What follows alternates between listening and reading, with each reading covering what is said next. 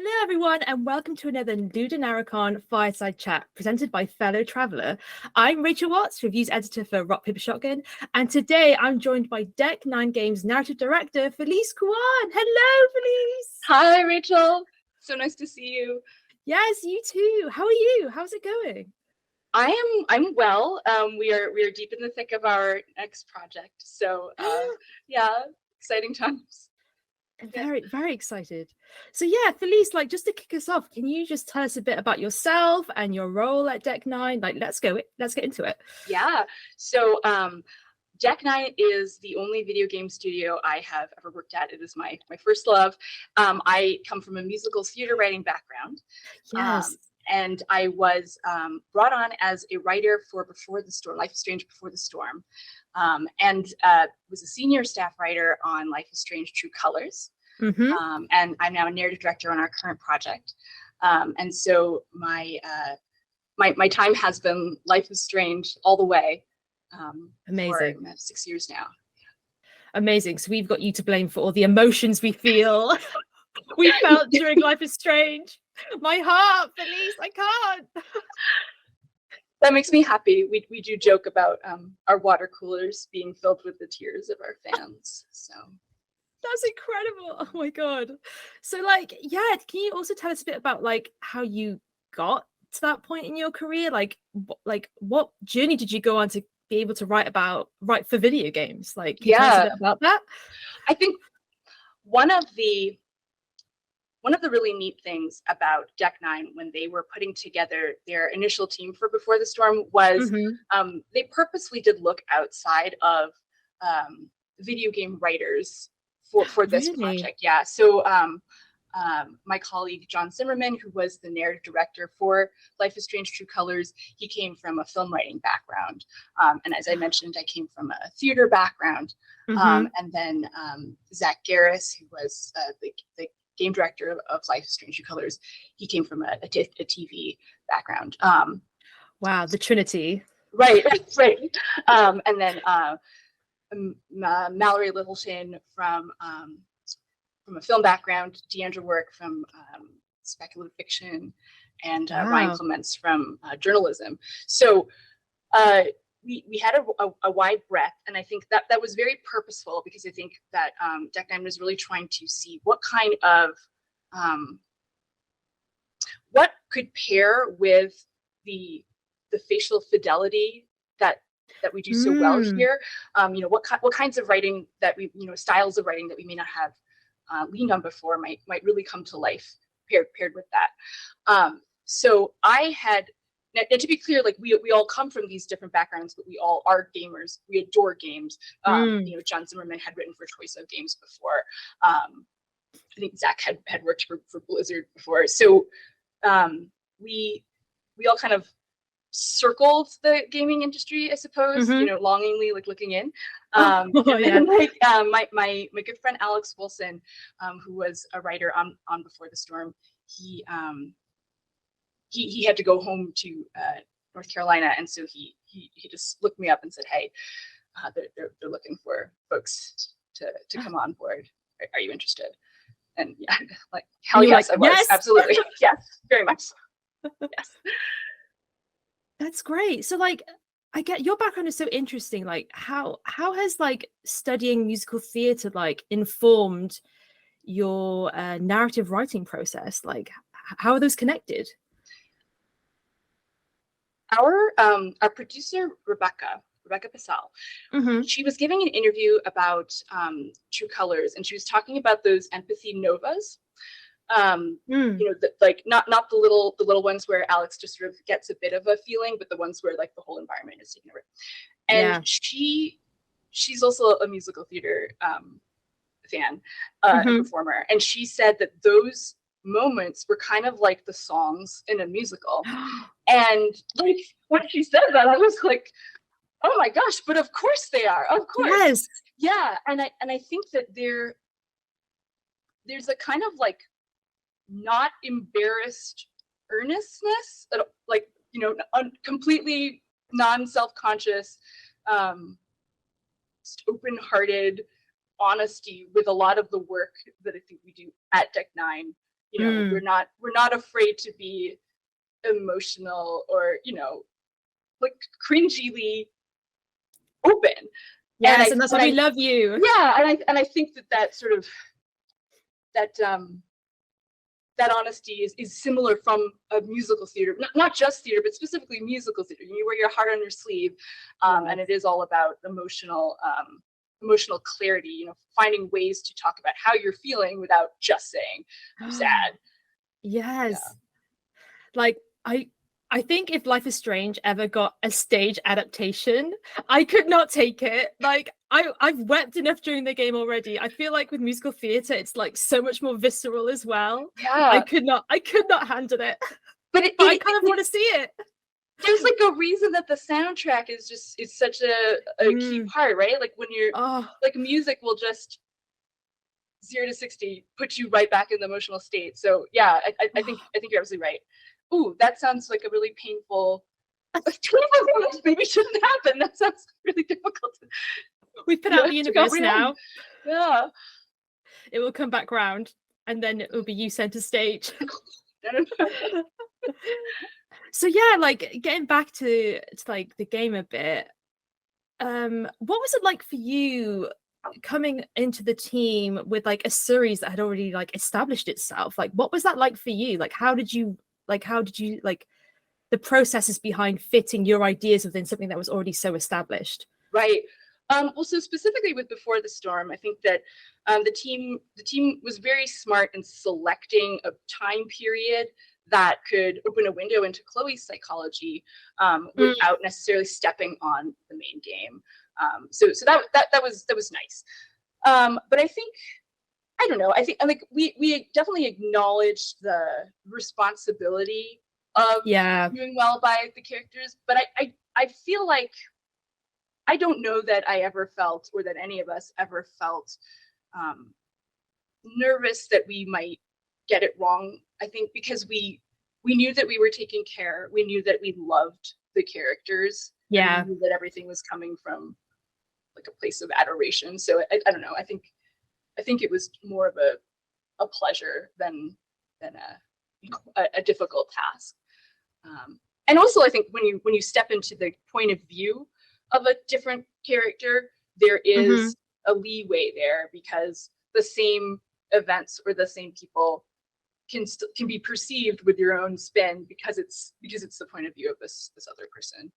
So, yeah, that's interesting. So in terms of like creating Alex Chen, like True Colors' like protagonist, something that's entirely your own and like something that you can bring to the series, like what was it like, the process behind like creating her? Like she's queer, she's Chinese Vietnamese American, like what was the process behind that? Sure. So you talk about how she was ours, but I think even when she was a character created just by Deck 9, she's definitely like a team amalgam person. So like because first of all, the writers' room has a group of folks, and then there's also the character model, the animation aspect, and then I think absolutely most of all, there's Erica and what she brought to the character. Oh yeah, so amazing. Like who Alex is somebody that definitely developed over time, bits and pieces.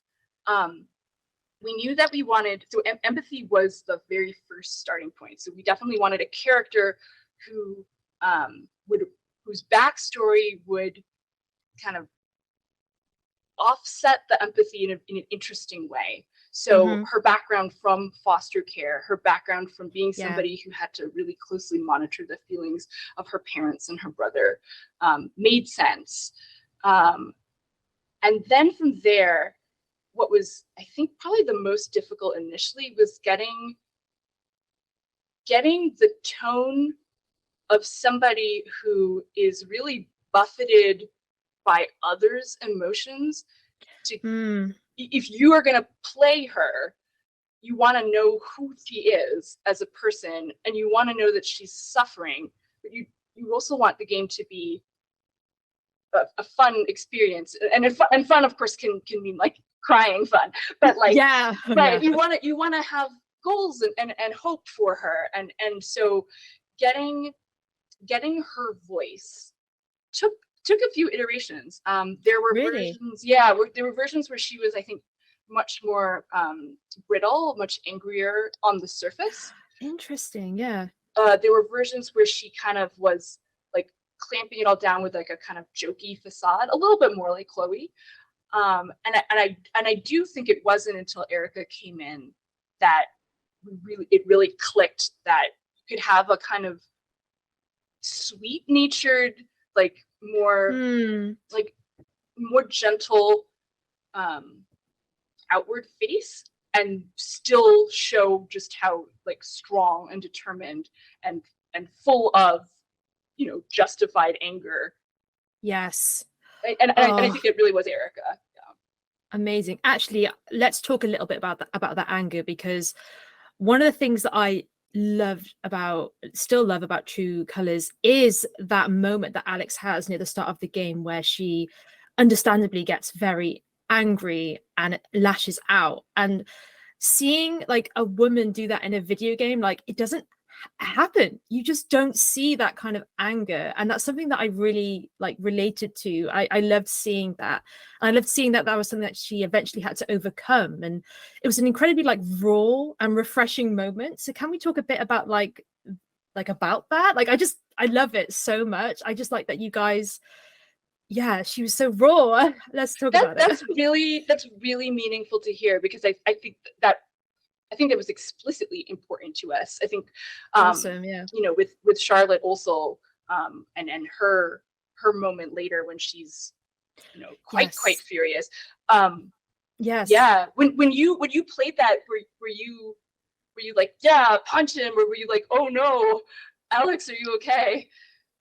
I think when I was playing, it was like a bit of both, because you understand his situation.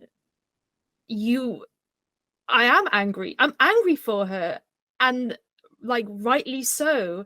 And also being able to like act out in that way, but also feel safe in knowing that it's part of her character arc. This is something she'll have to address later. Oh yeah, true. I just felt really, I just loved it. It was a moment, obviously, of like not her greatest moment, but also like I like seeing women behave like that. Like, you don't, like I said, you don't ever see it. So seeing that, I thought it was very relatable, which is an actual, like, all of the characters in Life is Strange in the series have always been very relatable people, and from Max through to Alex. And so yeah, I think it's just part of her that my heart ached. I ached for her, honestly. Yeah, I loved it. I loved that moment. That's again, I really appreciate hearing that. So when we chose empathy and emotion as the topic, you can imagine that, you know, over the 2 years or whatever of writing it, there was constantly a question of, is it good or bad? Is this good for Alex? Is this bad for Alex? Is it okay for her to show things this way? Obviously, absorbing folks' emotions, whether literally supernaturally or the sort of more metaphor of what we're trying to say about, you know, people doing that in real life, is that something that she needs to get a handle on, or is that something that is healthy? And I think that we, you know, when you write and talk about a topic that long, you sort of go around to all the different points of view about it, and I think some of that is reflected in the game. I think with Charlotte's grief and pain, we did very deliberately want to say that if you take it away from her, you are harming her grieving process. And so we in that case wanted to very clearly state that emotion was important for her to feel. But I think there might be a few moments like that, but then by and large, I think that we found that the question of what is a healthy emotion and what is a healthy way to express it was fascinating, but also not one that we wanted to come down at the end and be like, emotion is bad, or like emotion is great. I think it's human. It's very messy. And I think that different people will. I was literally going to say that. That's exactly my takeaway for the game at the end, was that it was very much human. Humans are messy.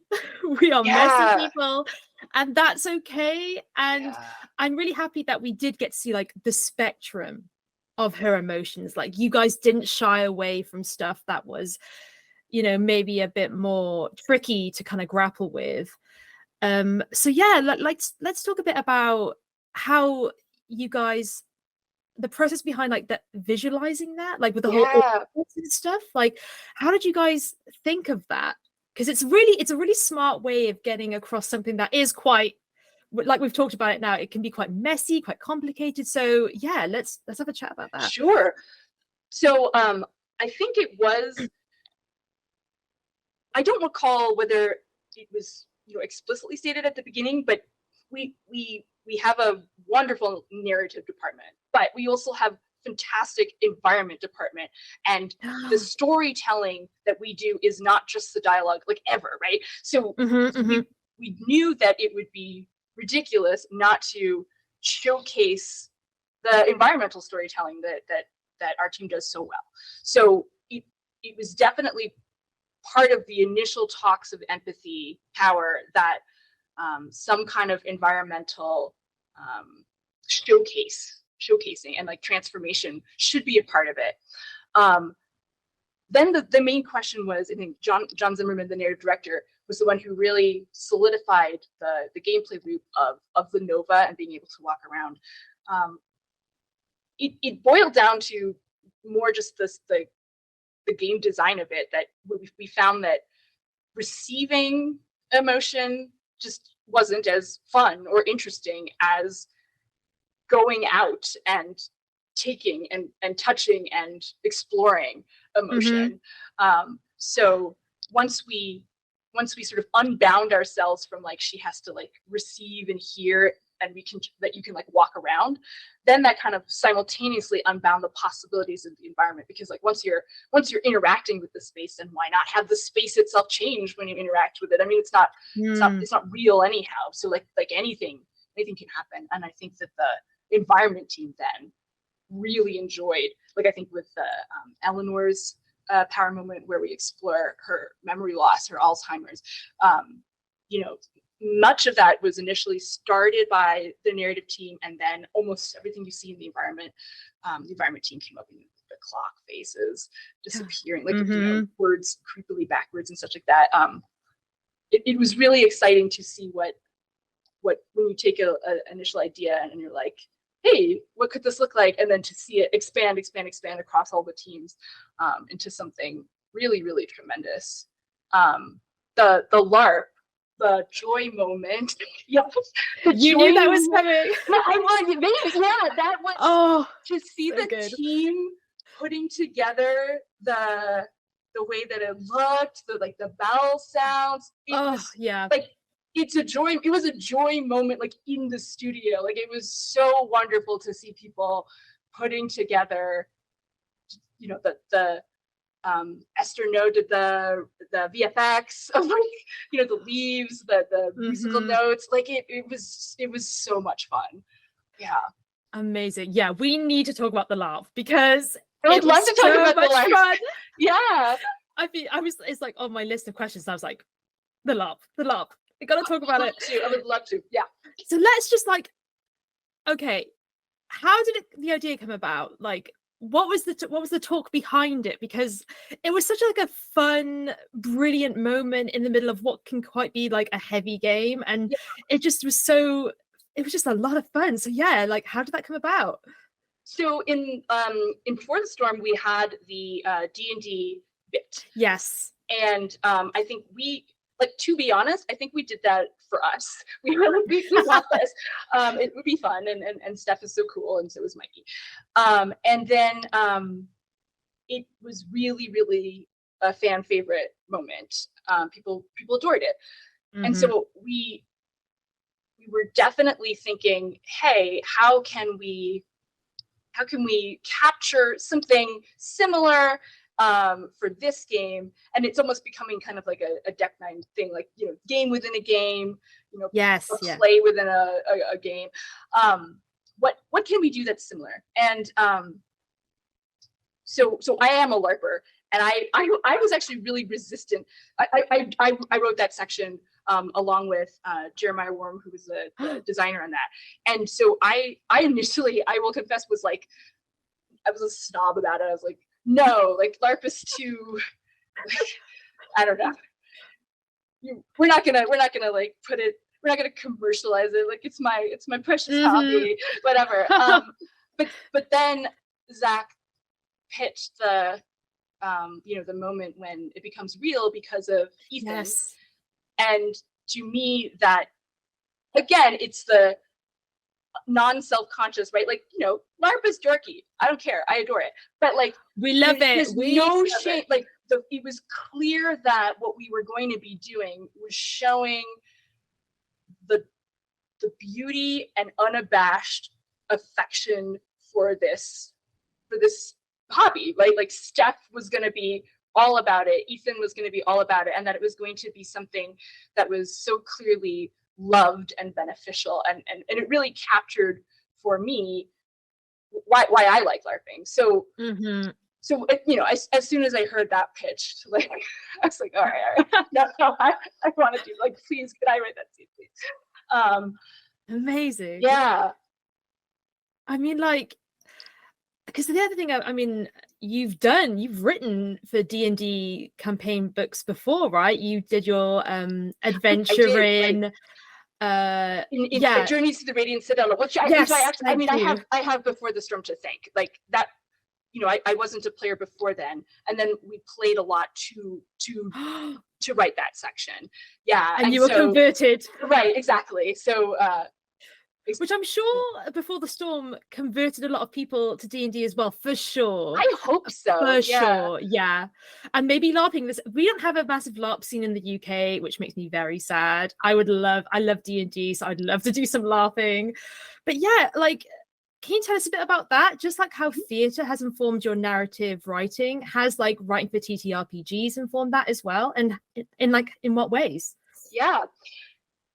I have thought a great deal about how the theater intersected, because you know, as we expand, we you know, as we hire on folks, I'm often talking to really, really talented writers from all kinds of backgrounds, and so this question is one we think about a lot. And I think that theater, first of all, is a really good preparation for the fact that we do full, you know, facial and motion capture. So you really are writing for an actor the same way that you are in a theater performance, and the kind of almost underwriting that you might do. Like if you have a 2D visual novel, everything's got to be in the text, right? So you're going to be perhaps more verbose, which is great, which is exactly what it needs. Then if I have Erica Mori and I write for her the line like, yeah, you know, and then she's going to infuse that yeah with everything that it needs to have, with a pause, with like you know, a quirk of her like lips, like it's. So I did definitely find that the style of good theater writing really benefited, especially in True Colors, once we had the full the full camera. And the other thing I think is useful is that so much of theater is about, what does character A want from character B? What does character B want from character A? And then within a scene, can you change it up so that suddenly what they want is different, and maybe what they want is harder to get, blah, blah, blah.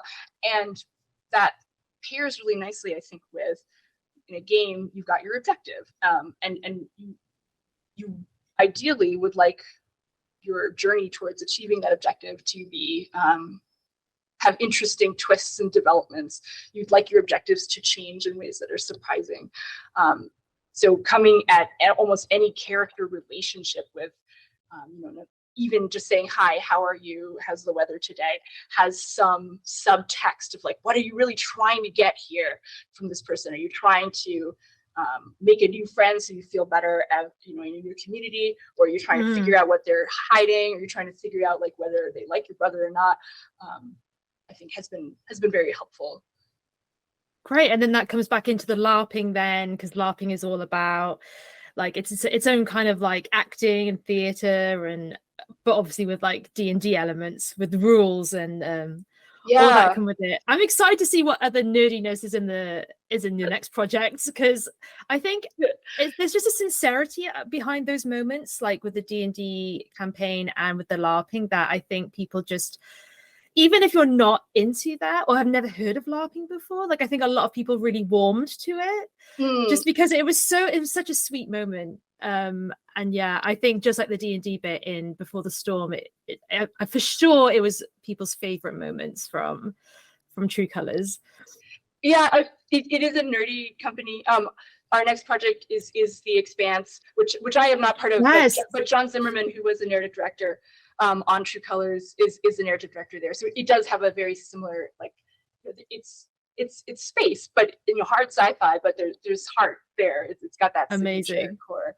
Yeah, like we're gonna see Warhammer or something like in space or something. Another amazingly nerdy. Yeah. I'd honestly love to see more of that. I think the sort of like that double layer thing I was talking about, which is like, yes. You can play D&D with Steph, but there's you see that actually Chloe's making friends and actually people like her brash style, or like there's the play and like she and Rachel are talking about their own lives, or like in the LARP, Alex and Ryan or Alex and Steph can like whatever. I do think that we can do that because of the animation, the facial motion capture, because really, the subjects, like we are able to have the text say one thing and have the face, the vocal performance say another, and I think that that's probably quite. I mean, it's a privilege, right? To be able to think, hey, I can put like 3 or 4 layers in this writing, and then I know that it will come through in the actual implementation. It's really so special. that collaboration between like you writing and Erica acting, were you like changing things according to like her performance, like in terms of that collaboration? Yeah, did you change things to suit her? Was it a back and forth? Yeah, so we did always have a writer in the motion capture room, but I think so it was particularly back and forth in the very beginning as we were getting her voice down, as I had mentioned, and I think Erica was actually present as we cast many of the other roles. So even in like the relationships with the other characters, it kind of as we watched her bouncing off the others, I think it changed how we thought about her and how we wrote her going forward. But I think that Erica, like it will vary depending on the actor, but Erica was very she was not like Alex in that she was she's got a solid core. Like she would often be like, what is it like why am I saying this? Way better, like which was perfect. So the personality. Right. And so I think there was a back and forth, but a lot of it was because we had like Erica sat in to like one of our several, but she sat into one of our like writing meetings, and we were going off on like college essays about theme and being like blah, blah, blah. And then she just slotted right in there and was like, well, I think just this is so she was like an honorary member. It was definitely it was definitely a big piece of why Alex is the way she is. Yeah, that's amazing. So it's like she was like a perfect fit, but I also feel like Colorado itself as a place was such a good fit for the story as well. Could you like maybe talk to us a bit about how like a setting like Colorado can like inform the narrative and how that is like played out? Because it was beautiful. It was so pretty. So I mean, it is absolutely true that small town, which you do find in Colorado, was exactly suited to the kind of story we wanted to tell. But that said, like we're also a studio in Colorado, and so we just like we looked out the window at our own backyard and thought, oh, this is gorgeous. Let's put it like here, and so we Rebecca talks about this a lot in her interviews. There was there were trips, that the environment team took to small towns around, that have a mining history. There are many, many buildings that are modeled directly off of fairly local buildings here. The flora and the fauna is all accurate to what's just outside. It is really, really pretty. And I think it was also important to us that the beauty, the physical beauty, was kind of what, Haven Springs is hiding things, and kind of leans on that beauty a bit to sort of be like, don't look.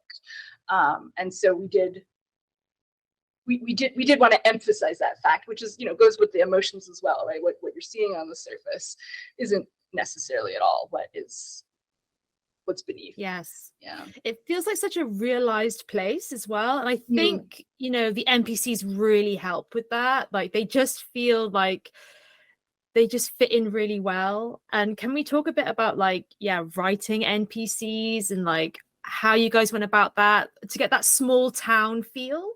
Sure. Yeah. I think that you asked about what is it like creating your own character, and I had sort of said, Alex was really much a team effort. And I do think that with the NPCs, they get more peripheral to the story. They do become, each NPC, I think maybe a few people really see a bit of like, oh yeah, that's my NPC, like and I think there's a really nice variety. I think one of the things we're quite proud of is that we have older characters in Life is Strange True Colors, and that I know that many people resonated with both Eleanor's moment, and then also dancing with Ducky. I think was a really powerful moment that people resonated with. So I'm very proud that we have those older characters. We were definitely looking to not just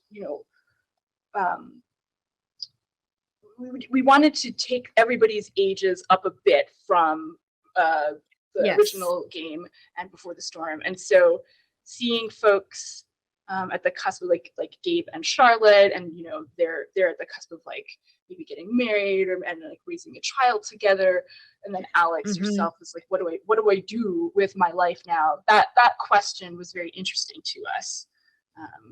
And so I think we quite deliberately tried to look for people that might be surrounding that question for themselves. Like Riley, do I go off for the rest of my life to school? Do I stay here with what I know? Mac as well, like he has everything that matters to him is here, and because of that, he has to be so defensive of it. And is that good? Is that bad? I don't. It's up to you. Yeah. True. Yeah. So did you have an NPC that was like that yours particularly, or that you were like, okay, I've put myself in a part of me into this NPC, like we talked about? Like, was there anyone like that for you? I think that there are elements of both Steph and Charlotte that I think definitely and I'm not the only one, right? Like I think everybody who touched those characters, whether in the writing of or the sculpting of or the animating of, found probably a bit of themselves to put into their folks. I do have a soft spot for Ryan for sure. I think that I wanted to ask you actually, because you had called out the seeing the women act in anger was refreshing. I think another thing that we deliberately tried to put in was the men acting maybe more emotionally open than might be seen normally. And I think Ryan has a moment where he's just like, I'm awful. I feel awful. I'm so guilty. And we sat with that a lot, because I think we were quite aware of how just of both ends. When Charlotte is saying, I hate my son, we were very aware that this was a big thing for a mother to say, and that there might very well be folks that were quite off put by that statement. And by and large, they're like people have have written in and said it was their favorite scene. Like it has been Really, really positive reception. Yeah. And so I think in a similar manner, when we wrote Ryan and he was like, I feel really guilty and I feel just awful about myself. We were also aware, like, this is your potential love interest. You know, what do we want to do to this to make sure that he stays appealing, and yet we wanted to be able to represent kind of like just the worst of his emotions at that time. So yeah, I was just curious, like how. Well, I was curious first of all who you romanced, and then just how Ryan hit you. I like Ryan, but it was always going to be Steph. I knew the second I clapped eyes on her, I was like, these two. Yeah, I did another playthrough and romanced Ryan, but the first time it was Steph for me. She's my girl. I love her a lot. When she's a some chick, like it's over. It's done. Do not even. It's over. Yeah. But you're right. Like, and I think that's why, for me, with True Colors, a lot of the characters, I found myself warming to them a lot more than maybe other games in the series because of that vulnerability. Like, I just felt so, because it's all about emotions and how we express them. And yeah, with Ryan's moment like that, it just like I said before, it like warms your heart to them because it's hard to be vulnerable. And actually writing vulnerable characters must also be its own beast to try and get right, because I just feel like everyone and every character approaches it in a different way, and I think it can be incredibly nuanced and subtle, and I think that's something that True Colors did incredibly well. It wasn't so like declarations of emotional outpourings. It was in those quieter moments where we felt them, and I loved that as well. I'm just saying things I loved. I'm just listing things I loved. But I think that's why, Ryan's moment, Steph's moment, all the characters had in their different situations. You just saw yourself in them, all the things that they were going through, all the emotions and everything. So like writing vulnerable characters must be, I don't know, is that like emotionally taxing at points for you? Because do you have to be like in that space when you're writing them, and is that difficult? Like how is that? Yeah, that's a great question. You know how like some actors are method actors and then some just aren't? Yeah, I think it must be like that, because I do know that among our team, like Alex Wilson, who I mentioned from Before the Storm, he wrote the Nice Racial we're having. He's a person that does channel the emotion when he's writing a lot, and so I think it must be quite heavy for him. I think I do as well, but like I don't know, maybe it's like LARPing, like it's, or like playing a video game. Like I'm sad now, and I love that. It feels good to feel awful. Like it's fun. Yeah, and I do think you raise a good point about writing vulnerable characters, it being a kind of difficult beast on its own, because people don't, I guess, like if you're doing like a novel or something, and people just flat out say how they're feeling, it's not realistic. It's too simplistic. And but when we were doing the Novas, and you are literally accessing their brain and their heart, it's like they are going to be saying how they feel, and finding ways to convey that still feels kind of, like you said, nuanced, like authentic and layered, and not just anger.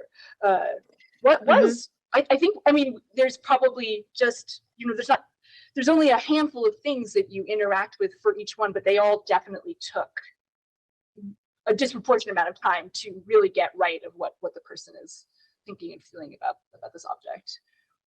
Damn. Because I guess as a player, like, I mean, we can step into the space, play the game, and step out again. Yeah. But for projects that are years long, like there's like a certain way to approach that, or techniques to approach that. But like you said, with like those feelings when it feels good, when it feels like safe and you're enjoying like writing, and it's like a vehicle for you to like explore those kind of emotions. And yeah, Alex, I mean, as I said earlier, like playing that one scene with Alex near the beginning was definitely like something that I went through, like as a player playing as her. And then, you know, when she eventually kind of has to deal with that, it's like cathartic for me as well. Oh, good. So it's definitely, yeah, oh, for sure, 100%. I think Life is Strange as a series is known for these kind of characters who you can very easily slip into and slip out again, because they are so relatable. And how do you write relatable characters? Like, I think that's such an art form, because sometimes I feel like with video games I can play as like a god being a detective, but how do you write relatability? Like, is that a weird question? No, it's a good question, because now I want to like distill it down and like bottle up. I'm stumped as well. I don't know if I have a good answer, because I think that's one of the things that we look for, like when we're hiring. That's the question. It is really, when we read your sample, did this person feel real? Did this person, no matter what the specifics of their circumstance are, did they feel like someone that I could understand and feel for? And then, you know, when you then write a test for characters that we give you, again, have you taken a description of somebody and turned them into a full 3D person? And what's lovely is, you know, everybody's version, a 3D version of a character that we've given them will be different, but they're all very, very real. So whatever that quality is, it is definitely something that we have cultivated and seek out, and definitely feel is the key. Yeah. Damn. Yeah, that was let's not end on that question. I'll ask one more, because that was quite let's end with a fun one. So you know, there's been a bunch of powers through Life is Strange. If you were bestowed one and you were to live the rest of your life with one of them from the universe, which one and why? Yes. Because they all have their ups and downs, right? Because for me, I was like, well, seeing people's emotions is really useful, but then also you'd be so, like Alex, like hyper aware of like how people are feeling all the time. I don't think you need to be your authentic self, and so you shouldn't be. So I was like, no, maybe not that one. And I was like, what is yours? Yeah. What is your power? I was like, well, then maybe telekinesis is like probably one of the low key safe options, because rewinding time is like a whole. It's like a whole thing. That's. I don't know if I could deal with that. Yes. Right. So for me, probably telekinesis. That's probably the boring option, but like I feel like safe. But how about you? Like... So do we pick from the existing ones in the list universe? Is that right? Yes, that's what I was thinking. Okay. Just make it a bit easier. Otherwise, we could literally go into like flying and all sorts of. I want Chloe's back talk. I know it's not a power. The back talking is cool. Yeah. I want to be like that fast with comebacks, and I don't want to not care whether I win or lose, because something interesting is gonna happen. And without stuttering, I'm always like, like you can just reply so confidently, zero stutter. Actually, even I want that one and telekinesis. I want all of them. Well, yeah, great. Except rewind. I don't want to rewind. Rewind, that's the one that I was like, absolutely not. There's no that's like a curse. Like Max handles it incredibly well, but I could not. I know. Yeah. Right. Just be stuck forever. Getting perfect last 5 minutes. Like But yeah. Felice, thank you so much for taking the time to chat with me. Thank you. It was so much fun.